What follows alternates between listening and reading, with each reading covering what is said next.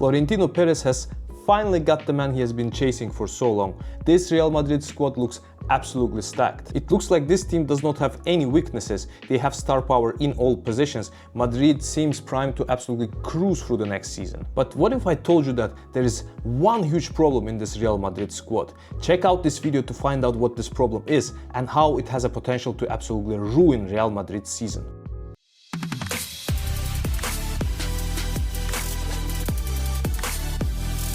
So, what Real Madrid has done in the transfer window this summer so far? Obviously, Kylian Mbappe is finally a happy Madridista. The saga is over. Another attacker who joined Madrid this season is Endrick, being transferred from Palmeiras for 35 million euros plus 25 million in add-ons. Defender Jesus Vallejo is back from an unsuccessful loan from Granada. Outgoing are captain Nacho and striker Joselu going to greener pastures. And no irony intended here. They have been great players for Real Madrid and deserve to have whatever ending they feel is right for their careers. Another defender returning from a very promising loan spell is Rafa Marin, who was transferred to Napoli for 12 million euros, but Madrid can still buy him back. And of course, the legend Toni Kroos has retired from football. If you look at Madrid's squad, it looks stacked and scary. Look at all the attacking options they have now. Mbappe and Vini Jr. are probably locks to start in basically all important games. I expect Rodrigo to be a starter in most games too, but he may sometimes find himself on the bench when Carlo Ancelotti may decide to be more defensive. Of course, Brahim Diaz, who had a fantastic season as a super sub, is still here. He can slot at either wing or as a number 10. Then there is Arda Güler, who showed the whole world what he is capable of during the Euro 2024. There is a huge potential here. Arda will definitely play more next season, either on the right as Rodrigo's sub or as a number 10 if Ancelotti decides to go back to a diamond formation. But he has a huge competition here against Jude Bellingham, Brahim Diaz and even Rodrigo if he plays in this position. Still, if Arda plays the way he did late in the previous season and during the Euros, he will force himself into the conversation. And last but not least, the next great Brazilian. Endrick is of course now in Madrid too. Endrick is the only true number 9 in this team. He has been likened to Pele and Romario for his playing style. But Endrick is still only 18, and even though he's hugely talented, his game is a bit raw and it may take some time before he starts getting regular minutes.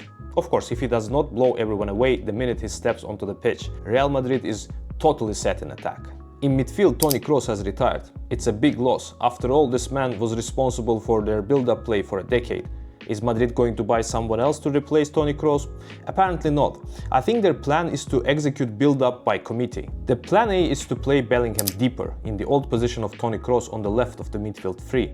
You know, in basically the same position he used to play for Dortmund. Valverde is a lock to start on the right side and he can help build up with his pace. Both Tchouaméni and Camavinga will have to become more prominent ball carriers and progressive passers to help offset Kroos' retirement, and they're certainly capable of it. Modric will start most of the games on the bench, but will definitely help with replacing Kroos, and even Arda can be used at times in deeper position to help with build-up. So I expect Real Madrid to suffer a little bit in the beginning of the season in absence of Kroos. After all, it's not easy to replace a player like Toni Kroos, who has had a very specific skill set which allowed Real Madrid to play in a specific way for 10 years. But I think ultimately Madrid has just too much talent in midfield, and Carlo Ancelotti will make sure that this team figures out a way to progress the ball up the pitch as the season goes on.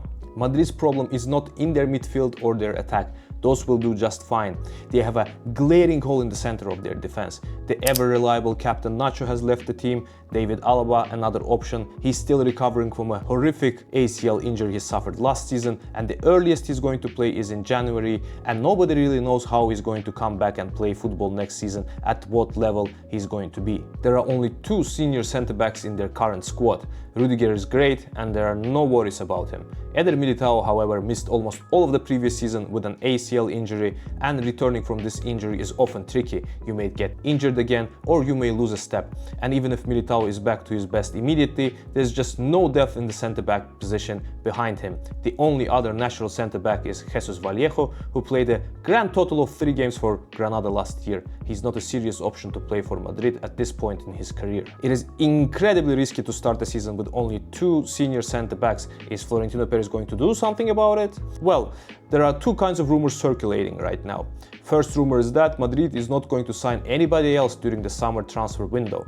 It is a very risky strategy, which nevertheless worked for Real Madrid in the second half of the previous season. At one point, Ancelotti was forced to play Tchouaméni and Carvajal as the centre-back pairing. And quite astoundingly, Madrid beat Girona in the de facto title-deciding game without conceding a single shot on goal with that pairing. Ferland Mendy is another emergency option to use as a centre-back. But just because it worked last season doesn't mean that it's going to work next season too. This pairing may suffer against stronger teams, and having Carvajal as a centre-back creates problems at another position, at right-back, where another makeshift defender, Lucas Vázquez, has at times struggled against stronger teams. So naturally, the second rumor is that Madrid will buy a centre-back. Now that they have missed on their primary target Leny Yoro, they are considering other options. One option is Aymeric Laporte, who proved his quality in the recent Euros. He's still only 30 and has another couple of seasons at the very top. I think Laporte would be a smart transfer for Madrid. Another rumored option is Mats Hummels. He would be a stopgap solution for a season or two at most, until Real Madrid finds a good, relatively cheap young defender as a long-term option. Although not cheap, the Portuguese pair Antonio Silva and Gonçalo Inácio fit this mold, but their transfer does not look likely to happen at this point. Another young rumored option is the former Real Madrid Castilla member, currently playing in Lazio, Mario Gila. He's only 23 and has a lower transfer value and had a good season in Serie A, but he has already stated that he wants to continue playing for Lazio. So at this point, the stopgap solution of signing someone like Hummels or Laporte seemed like the most realistic option. Real Madrid simply cannot afford not to sign another centre-back in this transfer window. The current depth in defense looks very problematic and has a potential to totally ruin their season, which looks so promising on paper otherwise. One last rumor I want to address today is Bayern's Alphonso Davies' arrival at Madrid. He has not signed a new contract with Bayern yet, and their honorary president Uli Hoeneß has recently said, "We have told him very clearly that if he does not renew his contract,